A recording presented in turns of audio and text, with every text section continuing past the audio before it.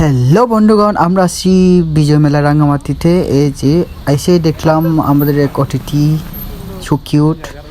তারপর হচ্ছে দুপো বিজয় মেলা, মানে কি বলবো, স্থলে কি কি দেখা যায়, কি কি পাওয়া যায়। সো এখানে অনেক কিছু মানে আসছে আর কি, অনেক কিছু আনছেন ওনারা।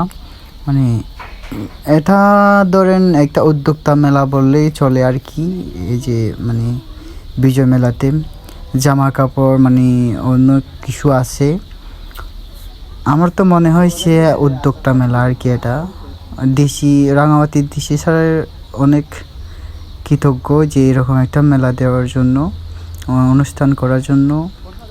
এটা হচ্ছে অনুষ্ঠান মঞ্চ। আর হচ্ছে বেসিক্যালি যাচ্ছে হচ্ছে জবাথন সংঘার স্থলে, মানে ঘুরতে ঘুরতে ঘুরতে ঘুরতে মানে পরে আর কি ওর স্থলে পৌঁছে গেলাম। ওই দিকে হচ্ছে জবা, ওই যে জবাকে পেয়ে গেলাম অবশেষে। কেমন আছেন? যে আমরা পেয়ে গেলাম জবা দিকে অবশেষে, ঘুরতে ঘুরতে ঘুরতে ঘুরতে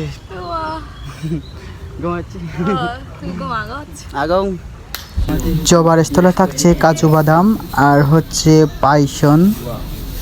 পাইসন বলে আর কি। তারপর হচ্ছে এটা বিরিয়ানি কি বলে জানি, ভুলে গেছে। এগুলো কলা পিঠা আর হচ্ছে কি থাকছে জানেন, ফুচকা।